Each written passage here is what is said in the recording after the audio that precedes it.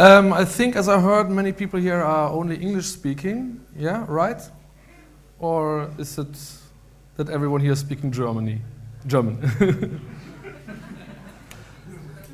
No feedback? Okay, I'm giving it in English then. Okay. Moving the needle, or in other words, business efficiency for software developers, is about the topic that we software developers are mostly in companies not the most efficient people.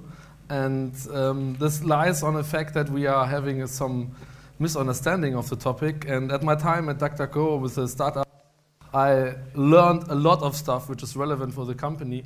And I think it's something that we as software developers should really learn. And that's why I think I want to bring some points over for you to get a different way and competence in your job. Most of the stuff which I mentioned here you can see on the blog of Gabriel Weinberg, the guy at DuckDuckGo. He analyzed a lot of topics from the ground up. That's where I had the idea of the move. I spiced it at the end with some other influencers, but to that later. So at first, it's about products. Product is everything. I mean, it's like you can be a designer and then your brand is a product. You can make a website and this is a product. You can make open source software which you are just giving out for free and still makes money over consulting contracts or whatever. This is all product. And to give a good impression about where we want to go to or where I'm coming from is when we compare a product with a movie. Because in the movie world, we actually see a lot of different things. For example, Star Wars episodes, the old episodes, versus the Star Wars, the new episodes, where actually both series were very successful. Both series earned in a lot of money, even though one is good and one is like seriously crap. And this is a point where we must understand that in the end, which is something you already know, there are websites which are so crappy and you don't know how they get 2 million, 3 million users. Yeah? And this is all because there are points which are more relevant than what we think. For example, there's this nice site, movie mistakes, where you can see the movies with the most mistakes. And it's not like that the most famous movie have the most mistakes because most people find the mistake. It's just they really have the most mistakes. Because when you make a high-class movie, like, for example, Harry Potter or something like that, it doesn't matter that you make mistakes. The people will anyway go to the cinema and they will anyway watch it. It doesn't matter that there is this detail wrong, this storyline makes no sense and everything like that. It doesn't matter. For example, in Jurassic Park, the live video is recorded. Yeah. In Star Wars, the trooper runs against the door. It's like stuff that is like, totally irrelevant. They removed it from the DVD release, so you can only find it on the VHS cassettes. So I try to visualize the topic in this kind of pyramid, where we say, like, we have the resources, which is in 99% your workers. Yeah, what you have else, it doesn't matter. I mean, it's like, if the workers can't use your material, it doesn't matter, so you need the workers. The workers produce a product, and the customer is using this product. That's the pyramid. And there are different people in the company having a different view on this thing. For example, the salesman thinks everything is the customer, like the rest doesn't matter, When you talk with the boss says, hey, how much I pay for my workers, that is the most relevant part. While we, the experts, we, the guy who actually work at the product, we, the software developers, say, of course, the product is the most relevant part. And in the end, it is like this. In the end, the real relevance of the product is very low. The point is that I don't talk about the relevance that the product initially have. It's about when you have the company flow, when the company has started and the company is starting to make money with the product, or like, income, not win, we talk about income at first, that at this moment, the getting more customers or having ability to expand the company to get more customers, which through more resources, makes the product very irrelevant. And this is something where we as software developers often don't come through, because we say, like, we must make a good product, this must be solid, we must make everything perfect till in the last detail. And that's why we do refactoring so often and all this stuff. A good extreme example for this, to bring it to reality, is with DuckDuckGo. This is a traffic statistic very currently from DuckDuckGo, and you see the two big relevant moves we have here. Yeah, like here at the beginning, like 3 years in start, and here the big move. Oh. And the gag is that those two moves, the company did actually nothing for them. Those two moves, the first one was when Google changed their privacy policy, the privacy regulation, so that like the information is used over all services. So many people switched from Google to DuckDuckGo. And the other one is like the moment where Snowden has revealed his stuff, so everyone came over to again. So all those topics is like, you know, outside influence. It doesn't matter, but the point is, it is like this makes the site running. So literally, if we would have stopped here to do anything on the site, it would have still be the same growth. And that is something you as software developer must realize, that you think you do something good for the product, and in the end it was irrelevant for the product that you did something, because the sales were done on other arguments. A good point is in DuckDuckGo we have this feature of banks. I don't know if you know this, a very core feature which is like really introduced at the homepage, and still 50% of the people sometimes don't know this feature. I mean, it's like it's part of the feature set, or the main feature set of the site, and they don't know this. But they still use the site, so they are actually happy with the site. Coming from this topic directly to a very interesting thing is the diffusion of innovations, which is showing you how is it with how you reach the market share, how the evolvement is of the product towards the market share. Which is like something you can actually already see in DuckDuckGo, that they are like reaching the third phase, but I'm coming to this and explaining this now. You see the yellow one is like the market share, so you can reach the theoretical 100% where you have the maximum of your users. And you see here on the other side how many people in this phase come over to your site. And the first two steps are the most important one, the innovators and the early adopters. Because those are the people who really invest time in your product, who don't need to be guided in your product, who often find out themselves what's going on. And they try to see what they can move from the product. And if they see a stability, and if they see that your product is good, they tell the next one, the majority, the early majority. That's like the majority of the users, like 70%, are like split up in two halves. And the first half of them comes with the words of the early adapters. So when the early adapters say this product is good, the next phase comes up.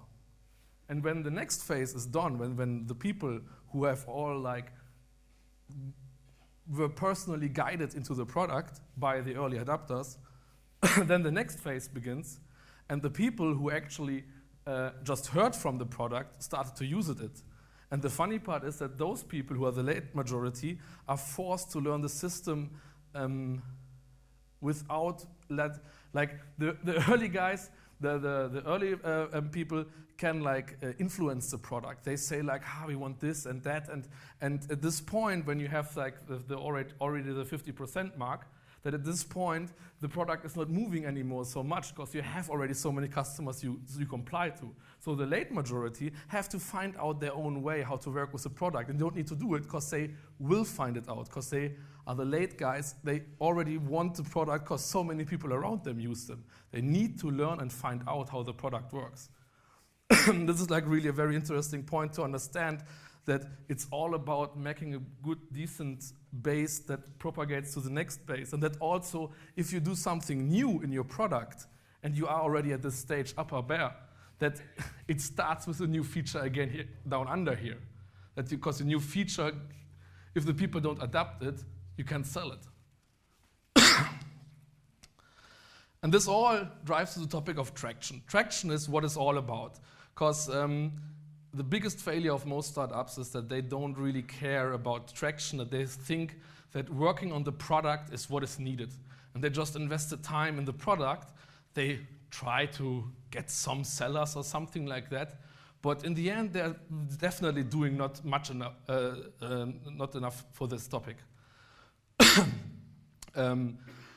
To bring it a number, you must give 50% of your performance into the topic of getting traction. That means trying to get new customers, trying to see what is in the market missing, what you need to add on the module, what you need to add to the product that really is driving the people, not what you think is cool on the product, what is really needed on the product. And Gabriel told me once that I actually should tell the people 90% if it's software developers, because if you tell software developers they should care 90% about something, in the end it comes down to 50%.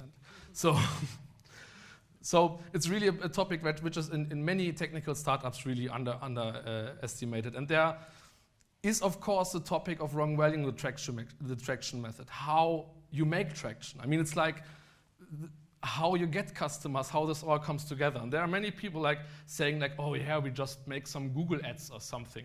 And I can say, for example, from the example of DuckDuckGo, that when we made Google ads, and we made a special link from the Google ads to us so that we can measure how many people came from this, it was really like that we paid per new request like $2-3. Yeah, so for $2-3 we get a click. Yeah, in the end, what was coming out, and this was not enough for us. So we did other methods. For example, because of the privacy topic, Reddit users were like the main topic of us. The main people who came to us were Reddit users or like that. Also the Reddit group in DuckDuckGo is like very active. And then we made advertisement on Reddit. We just said, Reddit, hey Reddit, bring us an icon on the front page for some time. And we bought that, and that was like really mega successful. Everyone was coming over, and it was like really that we paid like 5 cents or something like that for every new user. So like really a huge difference in the result, just by analyzing the situation. Just by giving like little amounts first and then see when it comes out good that we make the bigger amount. And this really works out. And that is really something that people must try out and find. Like for example, making a paper advertisement might be not the right stuff for some online stuff. While on the other side, many online products can't really survive with online advertisement of the classical art. You must find a partnership or something where you can like make a double value out of this. And this is like something you really need to think about. And where you also have to think about as a software developer for your boss. I mean, it's like you are the software developer. You might see an option to say, hey boss, we can connect this part of the software with Facebook and so make promotion for that and that. Okay, some example, you know? These are the options where you have to think about, which is really important, because I mean it's like when the company is making good money, you can get more developer friends, and then it's easier to do with more developers, yeah. Especially this refactoring part. It's really better if you have some friends next to you helping. So the point is that if you are a startup alone, or if you are in a company on your own responsibility, try to find out what moves the needle, what really brings the company higher, what really makes the company higher. And if it not moves the needle, don't do it, you know. But write it down to do it later probably. But it's really very important that not just because you found something that you can do, that you do it, because if you don't know that after that you get a new hype for your company, don't do it. It's not helping you to make the company farther. Very important is also here, which is also one of the big mistakes from us software developers. We like to work like 12, 13, 14 hours a row, or push anything into the topic where we are. This blocks you a bit in the way of taking chances. When you have like really a chance that you can now make with 1 day of software development a new connection, like for example, an event happened. Something happened somewhere, and you can can make a promotion with your product to attach to this event. And if you don't have the capacity to react on this, because you are every day like having the cycle of development and the company is running on the cycle, like it's standing still if not all people are development, then you are really blocking out. The other point of getting traction, and this is like the Apple way of getting traction, is the golden circle from Simon Sinek, which has on YouTube tons of videos which explains this much better than I do, but I still try to do this time. Normally I don't explain it in my talk, but I think this time I have enough space to do this. What you see here is, this is the golden cycle. And all of us know what we do. But only some know how they do it. And why is something you barely know. Just to explain it, when you have like a company, the classical companies, the classical computer companies like Microsoft or Dell or something, they tell you in the marketing way what they do. They make computer. Yeah, they make good computer and good electrical equipment. And then how they do it in a way with the experience they have over the years, with the developers they have. But in the end, the why is there is no why for you. And then when someone asking you, do you want to buy this product, you're actually like saying, yeah, it's just a computer. What's now different here to the others? While on the Apple way, they say it like in the different order. And this is like the way how you can reach the people better. They say like, why we do is that we want to question the status quo. We want to see what can be done differently. How can we think differently? How we do it with simple interfaces, with simple products, with nice designs, and products that you want to wear. And what we do, computers, MP3 player, and all the rest. Do you want to buy? So in this moment where I turn around this stuff, it's giving a complete different impression. You have a complete different thinking about what is sold. While in the end, Apple, Microsoft, Apple and Dell, the products they produce are equal quality, generally. It's just a question what they do out of this and how they approach those products and how they try to sell those products to the customer and what are the key points of those products. What is the most relevant part? I mean, in the end, we all know that Dell could make the same phone like Apple. They just don't do it because they have not the mentality in the company for doing this direction, because Apple is doing this. And this is like something which makes it also good for the teamwork, because when you are just a company that does something, the what, and you hire someone for the what, then he doesn't know why he does it. And that's a point which is like a very motivational topic. In this talks, he's bringing up this awesome example of the Wright brothers version Samuel Pierpont Langley, which was a situation about the flying, the inventing of flight. And the Wright brothers were actually two uneducated guys who were just, like every day trying to solve this topic. They took like 5 sets of their current construction out into out of the field to make test flights, because every day they destroyed 5 of them. And then they went back, and on the next day they did on and go on and go on. Actually, the first flight was not seen by anyone. Only the Wright brothers were there when the first flight was successful. We just heard about it later. While on the other side, Samuel Pierpont Langley was like the educated guy with lots of money. He had investors, he had so many money and so many people who worked for him. It was like a huge staff that worked only on the topic to solve this flying topic and make the first plane. And they were like literally at the same time started with unlimited money and everything. But the Samuel Pierpont Langley, for him it was a physical problem. He wanted to solve the physical problem with all the engineering art and everything he had known before. He was just another engineer who tried to solve a problem. While the Wright brothers said, they had no previous experience as big engineers. They just said, we want to solve this, and we try to find out how to solve this. They rethought the problem. They rethought about the situation. They went through other directions just because the why was for them more important. While the guy who had the money and everything and the team and everything, he was so concentrated on the what, how he solved this. He was more concentrated on having this parts of the team perfectly controlled instead of just having this why more abstracted. And that's why the Wright brothers have won. I mean, it's like the people who you hire for the why and who are with you with the why, they give you blood and sweat. They don't care about overhours. They just do, because they know what you want. They believe in the why and follow it. But if you are just a software developer, a drone in the basket, then you get no motivation. Your work is half as good as it could be. And in the end, you go home and say, fuck work, I mean, that's not the way it should be. Which is actually the topic about this golden cycle is actually biological and not psychological. The brain is actually this constructed. We have on the outside the area which is responsible for our logical thinking, for our language and everything like that, which is like complex thoughts. But it's controlled by the inner part of the brain, which is the part which is for trust, which is for the emotional things. And only those emotional things triggers the outside things. So if you don't reach the trust level of a person, you can control what he's doing outside. Because the what is not, everyone can get the what, but the why is like really important. So, and for the finish, I just want to say more what I always want to say every time I make a talk about this topic. What is traction in Perl?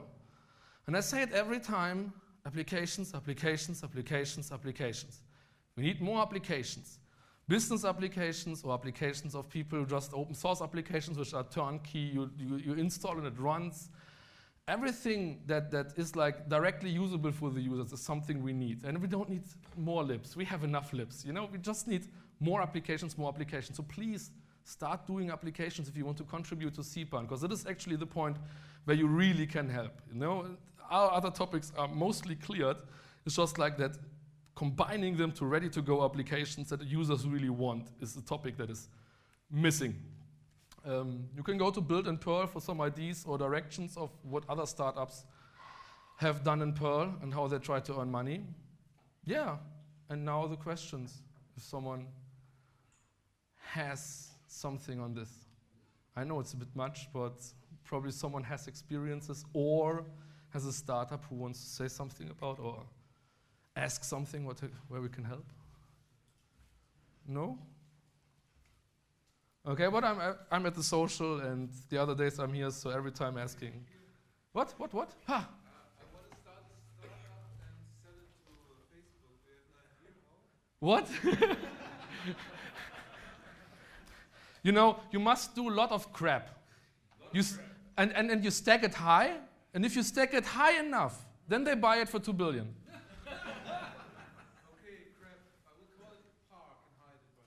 Yeah. What you can actually do is, which is what Oculus did before, is try to rip off the community before to get the higher stack of shit. The 2 million the people, the community gave to the company, which is now sold for 2 billion to Facebook. Yeah, the people who gave the 2 million are actually very happy that their investment turned out. So, yeah, the non-investment is mine, it's the crowdfunding stuff. So, yeah. Okay. 1 billion, that's the price. Half. Okay. It's about sending a message, I will name some buildings in San Francisco after you, That's okay. I take this. Okay, then thanks.